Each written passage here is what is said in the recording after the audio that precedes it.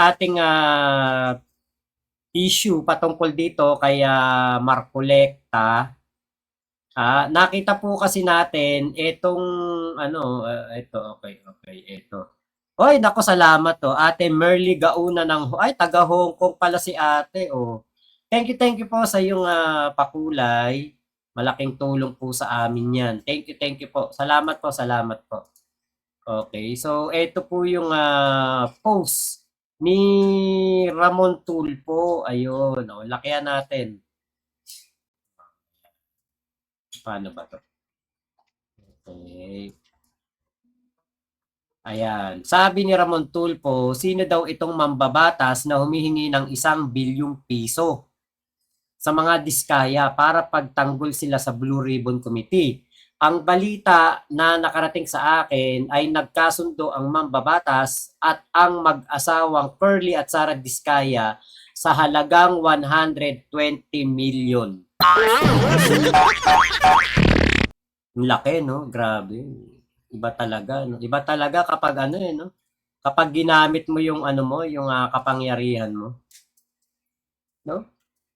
Alam niyo yung mga tao, kapag panahon ng eleksyon, tayong lahat ay umaayon sa kanilang, kumbaga, pinipili natin sila through their achievement, through their plataforma, yung mga pangako nila, di ba? Diyan tayo nagbabase diyan tayo tumitingin. So, si Marcoleta nung mga unang araw ng pangangampanya, magaganda po ang mga sinasabi nito, puro pangako, di ba? Pero alam naman natin na pag-upo nito, hindi ito magsisilbi sa bayan, kung hindi ang pagsisilbihan nito ay si Digong. Kunwari lang yan, no, sinabi niya, ay ako, hindi naman talaga ako PDP laban eh. Adopted lang ako. No, sino ba nagsabing ako'y Duterte? Di ba? Ganyan pa yung salita niya dun sa isang istasyon ng Net25 di ba? Pero yun, nabudol lang mga Pilipino doon sa ganung style ni Marco Lebs na akala mo talaga mapagmahal sa mga Pilipino. 'Di ba? Binulag nga tayo niyan, ginalit nga tayo niyan para magalit ang mga Pilipino sa ABS-CBN, 'di ba? Ngayon, syempre, sino pa ba ang pag-iisipan dito sa post ni Ramon Tulfo na ito? 'Di ba wala namang iba kung hindi etong si Marcoleta. Parang mapapaisip ka na masasabi mo talaga, teka, bakit ba ganun kasidhi ang pagtatanggol ni Marcoleta sa mga diskaya? Ang dahilan pala kung sakaling totoo ay 1 billion pesos. So ito po yung video ni Marcoleta kanina. Nagigil kay Tito Soto na hindi ko malaman kung bakit ngalngal siya ng ngalngal. Hindi naman na siya Blue Ribbon Committee. Tinanggal na nga siya, di ba, Kuya Shooter? Di ba? Eto. Noong September 14 po sa Twitter ninyo, meron po kayong binanggit at ito po ang nakasulat. Very devious. Wala pang hearing ang Blue Ribbon ni Ping Lacson. Gusto ng ilang magpalitan agad. What are they so afraid of? Bakit? Noong September 14 po sa Twitter ninyo, meron po kayong binanggit at ito po ang nakasulat. Very devious. Wala pang hearing ang Blue Ribbon ni Ping Lacson. Gusto ng ilang magpalitan agad. What are they so afraid of? Bakit minamadali WPP agad ito? Ano bang nangyari? Malalaman natin sa Blue Ribbon kay Senator Lacson. Meron siyang investigasyon ginagawa tungkol dyan.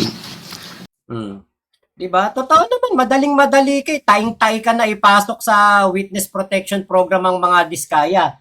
Kahit na malinaw na umamin naman si Curly Diskaya na sila ay nagbibigay ng pera sa mga kurakot. Nagbibigay sila ng mga porsyento sa mga proyekto ng gobyerno. So doon pa lang sa pag-amin na yun, diba, meron na talagang katotohanan na sila ay nakikipagsabuatan para maisakatuparan ang isang pangungurakot. So hindi sila most guilty. Hindi sila hindi sila not most guilty, at least guilty. Sila po ay kasama sa pinaka most guilty. Bakit? Kasi binibigyan nila ng pera daw yung mga politiko. So, yung pag-amin nila na yun, sa tingin ni Marcolecta na totoo daw po at mapagkakatiwalaan ang mga diskaya sa kanilang sinabi. Teka, hindi po talaga sila dapat isama sa Witness Protection Program. Kasi ang sinasama lang sa Witness Protection Program at naaayon sa batas ay maliit lang ang naging partisipasyon sa krimen. So yung pagbibigay pala nila ng daan-daang milyon o baka nga bilyon pa na naipamigay nila sa mga politikong kurakot, yan pala ay maliit na partisipasyon lang ng krimen? Ano yan, minemenos? Si Marcolebs ang mga kasalanan ng mga diskaya? Kung ganoon, baka nga totoo ang mga post ni Ramon Tulfo. Ano po ba yung pinanggalingan ng mga salitang yun, Sir President? Sino po yung natatakot? Sino po yung nagmamadali? Kung ang inyo pong tinutukoy ay yung aking sulat para irekomenda na mag-apply sa Witness Protection Program ang mag-asawang diskaya, yun po inaayon sa batas, Mr. President. Ito po ay inaayon sa Section 4, Republic Act 6981. Ito po yung Witness Protection Act. Ang sinasabi po doon, in case of legislative investigations in aid of legislation, a witness with his express consent may be admitted into the program upon the recommendation of the Legislative Committee where his testimony is needed when in its judgment there is pressing necessity therefore, provided that such recommendation is approved by the President of the Senate. Ang committee po ay nagpasya, Mr. President, kasi hiniling po nung diskaya sa kanilang sworn statement na meron tangka sa kanilang buhay, sa kanilang seguridad, ang kanilang pamilya at kanilang mga anak. Kung kami po ay nagmamadali, yun po kasi ang sinasabi ng batas. Para makapag-apply po siya na sa Witness Protection Program, ang chairman po ng committee sa pagsang-ayon ng kanyang mga miyembro, kailangan po kami gumawa ng sulat sa Secretary of Justice. Ayun nga po, ipinrepair namin kagad.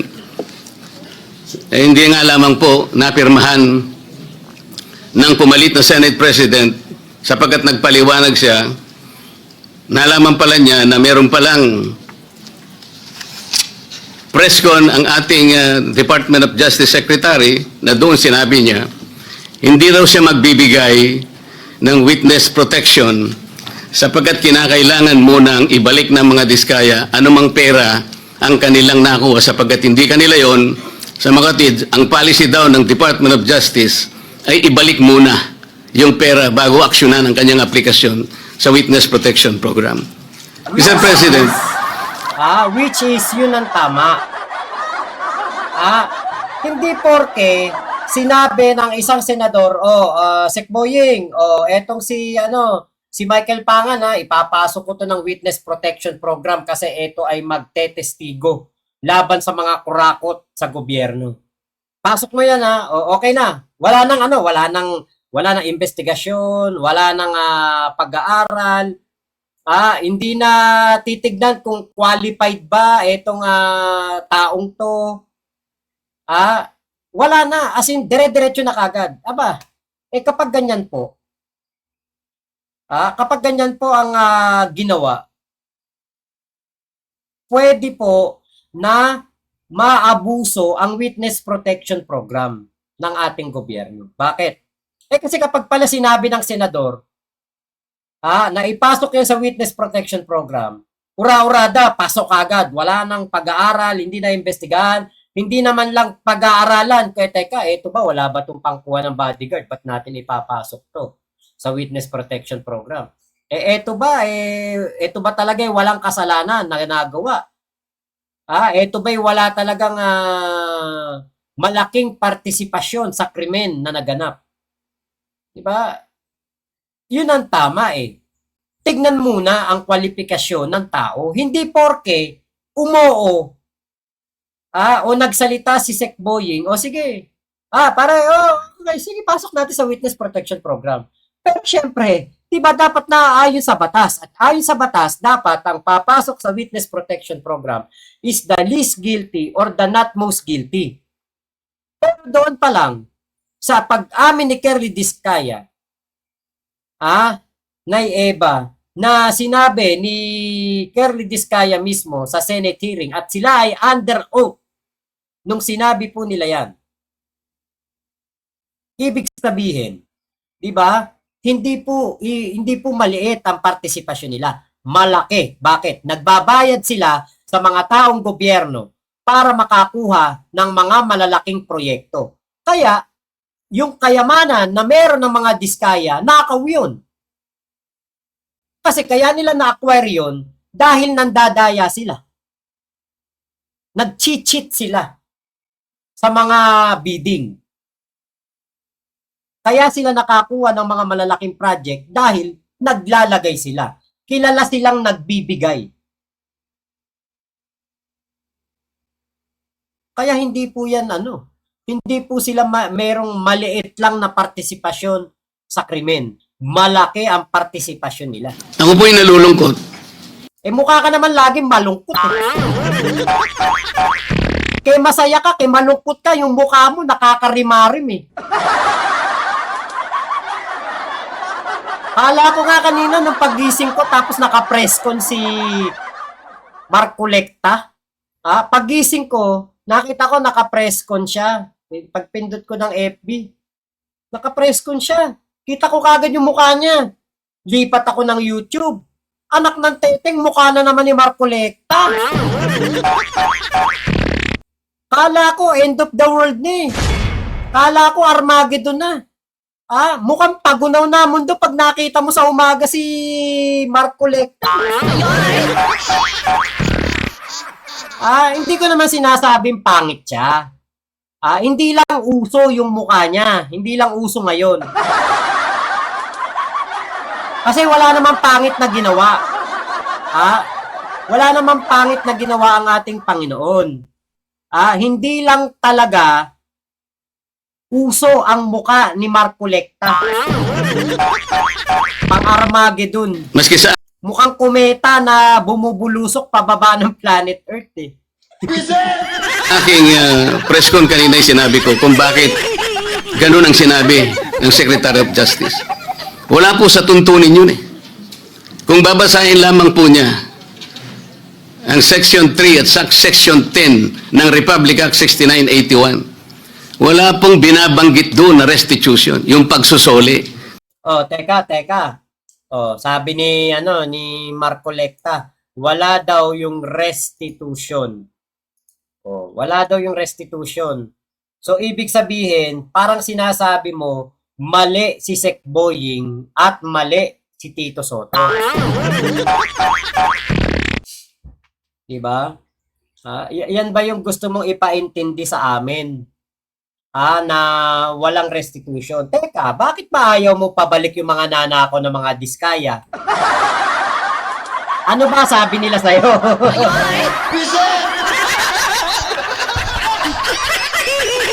May usapan ba kayo? May usapan ba kayo? Baka ano ba sabi? Pag hindi mo nailusot sila sa Witness Protection Program at sila ay hindi nagkaroon ng immunity, hindi ka nila babayaran?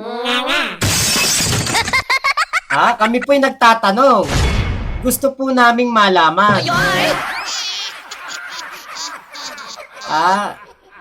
Kasi ayon din po yan sa batas na ibalik po yung mga nanakaw. Di ba? Di ba? Anong panahon na martial law? Di ba? Habol ng habol ang gobyerno natin sa sinasabing ninakaw daw ni Ferdinand Marcos Sr. Kaya ano yung sinasabi nitong si Marcolecta na hindi daw yung mga restitution na yan. Eh bakit natin hinahabol yung mga sinasabing nakurakot noon o na darambong ni Ferdinand Marcos Sr.? Eh eventually, napatunayan, wala naman pala. Hindi naman pala nandarambong ang ating dating Pangulo. Pinababalik pa nga yung ilang mga ari-arian na sinequester ng gobyerno. At malinaw na pinulitika lang talaga sila noon nung martial law. Diba? Kaya, teka, parang bakit po ba ayaw ninyo? Kung meron man pong ibabalik, ba't po ba ayaw ninyo? Ayaw nyo po ba na maibalik yung mga nanakaw sa taong bayan?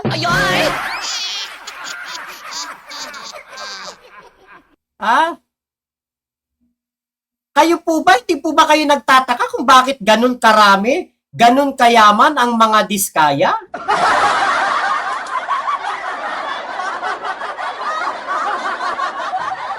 Ay, naku. Nag-uumpisa lang po sa pagsusuri, sa pag-iimbestiga ang komite. Meron na po bang halaga na dapat isoli? Na-determine na po ba yun? Meron na po bang ruling na kung ano kung sino at gaano ang isosoli ng kung sino man ang may kasalanan? Meron na po bang ganun? Wala po eh. Oh, yun nga. Wala pa nga. Sa'yo na nanggaling. Diba? Sa'yo na nanggaling. Kaya bakit mo ipapasok agad sa Witness Protection Program?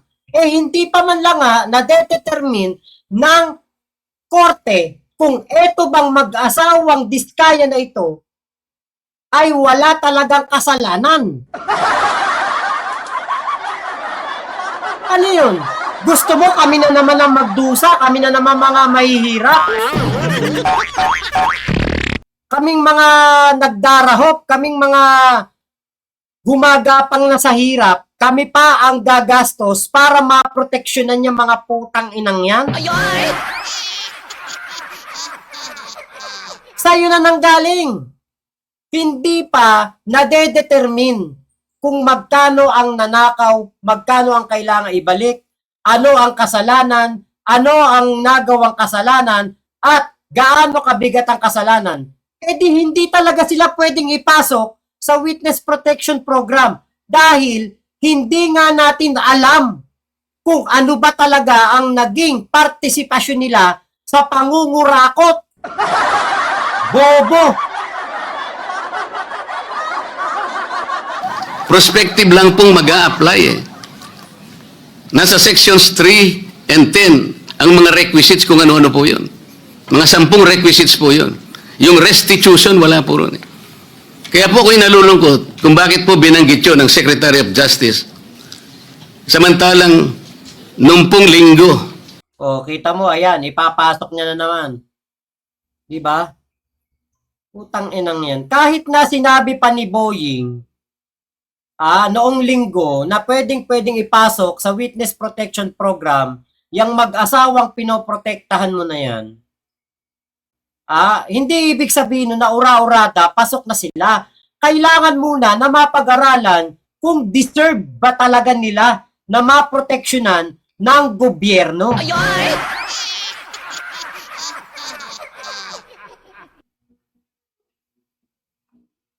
Ay, naku talaga. Alam nyo, kung pwede lang akong magmura dito sa channel ko, pagmumurahin ko talaga to. bago magkaroon ng hearing noong September 8, nagkausap pa kami at binigyan pa niya ako ng kasiguruhan na sige, ibigay mo na sa kanila ang pangangako na mabibigyan natin sila ng immunity sapagkat tayo naman ay magkapartner sa kagustuhan natin, pati yung Witness Protection Program ay ating maipasakagad. So, yung pagbibigay po niya sa akin ng garantiya, kasama na po yung kanyang USEC. Yan ang nagbigay sa akin ng lakas na loob. Kaya ako'y sumulat kagad. Hindi ko alam na babaligtarin ako ng Department of Justice. Ngayon po, Bobo ka lang talaga. Ang gusto mo, ura-urada, hindi nga pwede yun. Eh di kunwari si Kuya Nino Barsaga, kunwari lang. Magte-testify siya dito laban sa mga diskaya na ito noong panahon ng eleksyon ay kinontak siya. at merong pinagawa sa kanyang trabaho, magte-testify kunwari siya sa Senado, at ni-request ni Kuya Nino Barsaga na mapasok siya sa Witness Protection Program dahil ang binabangga niya ay mga bilyonaryo. Pasok ba kagad si Kuya Nino Barsaga? Hindi.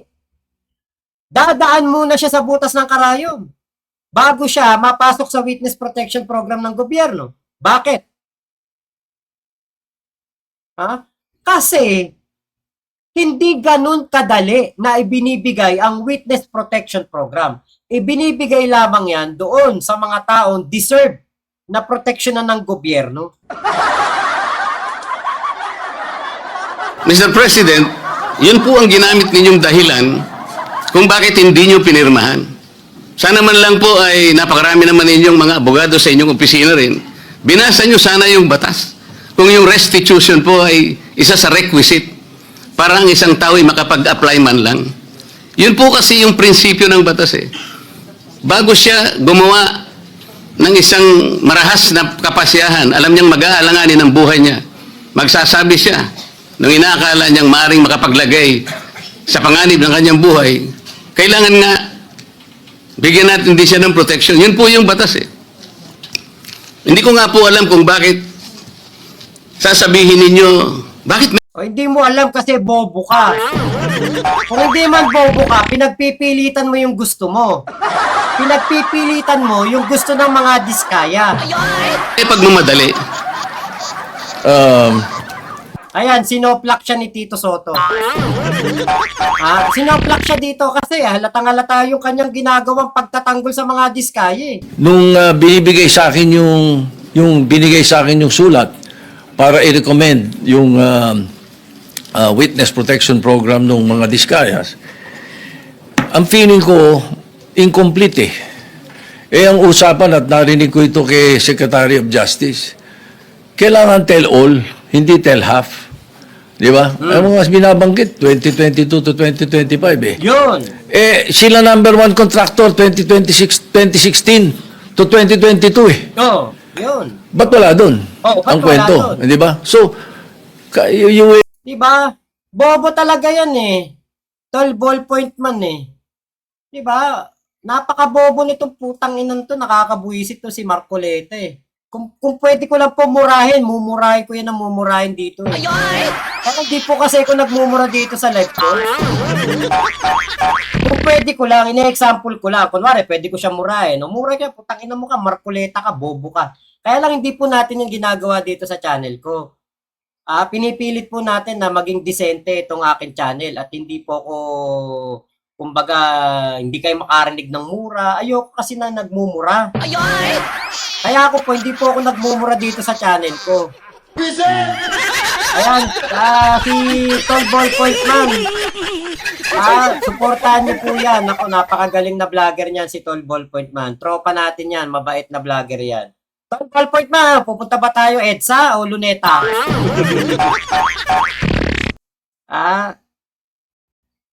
Kaya alam niyo po, grabe ang kumbaga pagka-protekta ni Marcoleta.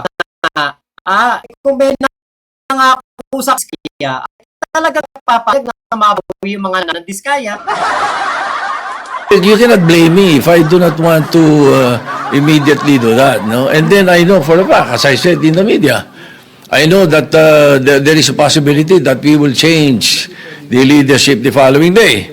All right, now let me continue with. Parang alam mo yung ganito gustong gawin ni Marcoleta. Brasuhin niya na maipasok sa Witness Protection Program etong mag-asawang diskaya para done deal. Para okay na yung napag-usapan nila. Actually, nung tinatanong ni Abante ang etong si Curly Diskaya doon sa Kongreso, sino ang nagpatawag ng meeting bago kayo o bago ka pumunta ng Senado? Kasi kung maalala po ninyo, hindi pumupunta yan si Curly Diskaya sa Senado. Pero nagulat tayo nung pangatlong hearing, biglang pumunta doon. Tapos nagtututuro ng House Speaker Martin Romualdez at si Saldico at 17 mga kongresista. Diba? Bigla-bigla na lang nagtututuro doon. Tapos wala man lang kahit isang ebidensya na ipinakita ng magtuturo. Puro bunganga lang ng bunganga. Tapos, gusto mo kagad ipasok doon sa Witness Protection Program, samantalang ikaw na ang nagsabi, hindi mo pwedeng husgahan kung totoo o hindi o katotohanan ang sinasabi ng mga diskaya. Eh bakit ipapasok mo sa Witness Protection Program kung ikaw pala mismo hindi ka sigurado kung totoo o hindi ang kanilang mga sinasabi?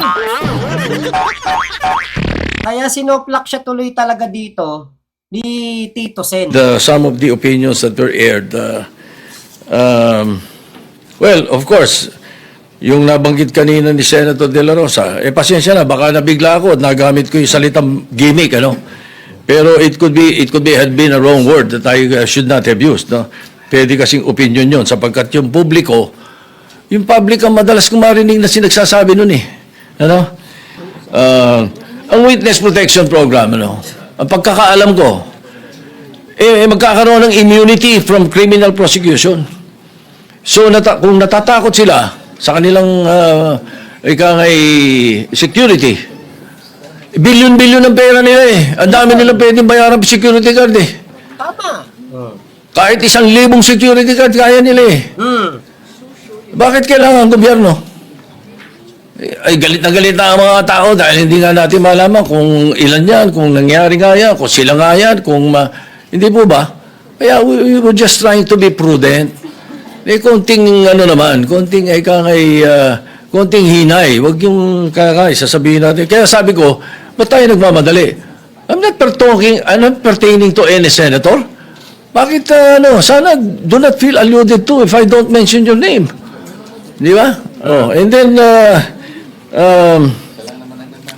state witness, there is no other direct evidence available for proper prosecution eh. So, it is not applicable to the Discayas. At saka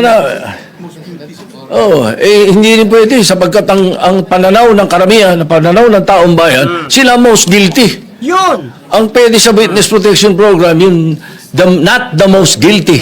Yun! Ayun ang sinasabi ng batas. And if I have used a word that does not conform to your palate, then pagpasensyahan nyo. Pag ganun, bagkat karamihan ng binanggit ko, opinion ko. Kung ako ini-interview ng media, I always, as far as I'm concerned, tell the truth. Pag ang media kausap mo taong bayan eh. Ganun yun. Kaya iniiwasan ko na hindi ako magsabi ng totoo. Kung opinion ko hiningi, binibigay ko opinion ko, hindi ko tinatago. So if you don't like my opinion, I'm sorry, Mr. President. But that's how it is. Yun! Thank you. Noong September, Diba? Kung ayaw mo ng mga sinasabi ni Tito Sen, mag-resign kang senador. Total naman, makakakolekta ka na eh. Diba? Saka si Bato, sabi niya, ang Senado daw hindi parang noon time show na laging ginagamitan daw ng gimmick. Kayo nga itong palaging may gimmick. Diba? Kayo nga itong palaging mayroong mga pakulo. Ginagamit nyo ang Senado para sa personal na interes. Ginagamit nyo ang Senado para proteksyonan si Digong. Ginagamit nyo ang Senado para proteksyonan si Sara Duterte. Diba? Hindi nyo madadarag yan si Tito Soto sa Kasiping Lacson. Dahil yung mga yan, kayo, natututo palang tumuka, yung mga yan may tahid na. Yung mga yan, meron nang napatunayan. Meron nang nagawa. Meron nang mga matitinding desisyon na nagawa yan para sa mga Pilipino. Kayo, puro para sa mga Duterte lang ang inyong mga ginagawang desisyon sa buhay. Diba? Kaya tama ka, tol ballpoint man. Bobo nga na lawyer yan. Inutil ang pagkatao niyan. Biruin mo, humingi ka ng statement sa mga diskaya, pero ang gusto mong statement, 2022, July 2022, pataas lang hanggang 2025. Anong kaputang inahan yan na ang mga diskaya ang naging top contractor noong 2016 to 2022, 12 billion ang kanilang nakuhang mga proyekto. Tapos ayaw mo maimbestigahan yung taon na yon. Todo protekta ka kay Digong eh. Ayop kang peluka ka eh. No, hindi na dapat nag-sorry si Tito Sen kung ayaw niya ang opinion niya. Eh di wag. Hindi, magalang kasi si Tito Sen eh. Flor Benavides, uy, ina, nag-aanga-angahan lang yan pagdating sa pagkakaperahan. Kidlat. Kuya Junbal, ayan, shoutout po. Okay, Ate Rose Matthew, balat sibuyas, peluka naman. Kaya nga eh. Peke ang buhok, nakawig, kaya ganun na kala mo, aping-api ang demonyo. Marco Lecta, boom. Tayo ni Dom Carlos.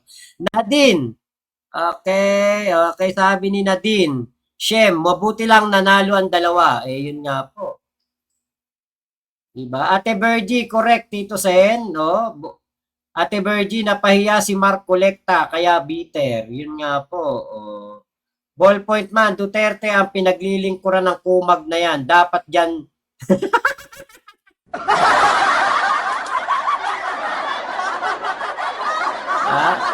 Ano ba magandang ano dyan? Alternative na salita. Dapat dyan, gurgurin ang etit.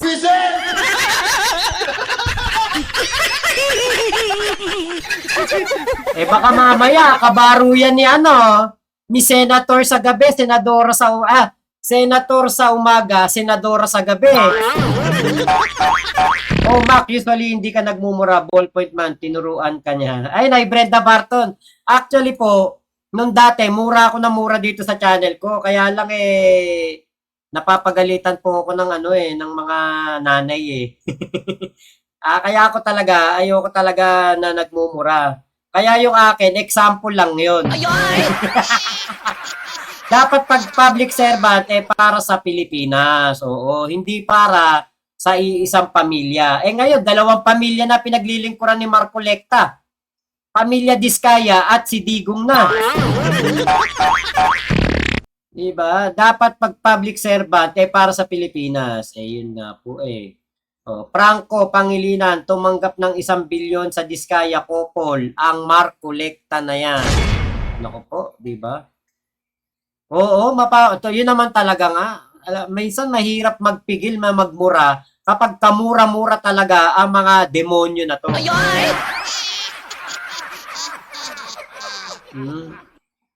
Ayan Michael Pangan, shout out. Ayan, okay. Ballpoint man. Punta tayong Davao. Murahin natin si Lustay.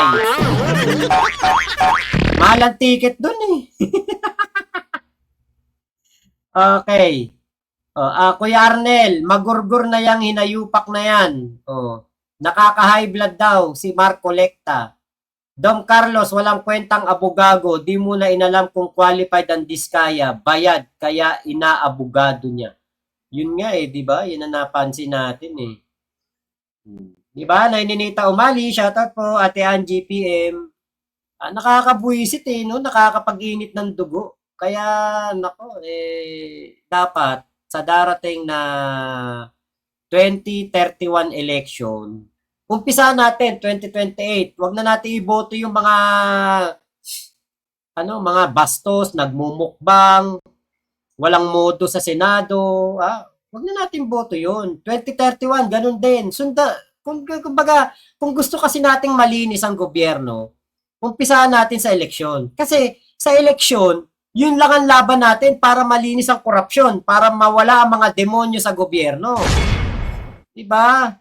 Ate Terry, ano ba to? Ate ba to, kuya? Terry Magsino, good morning, Makmak, love you. I love you too. O, hiramin ko, Magic Wand ni Harry Potter para mag-disappear yan. Ingat lang yung mga magrarally sa 21, baka may sumali at manggulo, wag na gumaya sa Indonesia at Nepal. Sana nga po, no? Ayan, pag abogado natuta ni Duterte, nagiging bobo.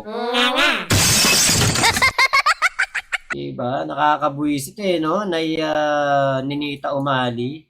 Magandang gabi dyan sa Bustos, Bulacan mga taga Bustos, shoutout po. Si Ate Dina Brainerd, nandyan na. Ate Angie PM, wag na natin botoy ng mga attorney, mga sinungaling.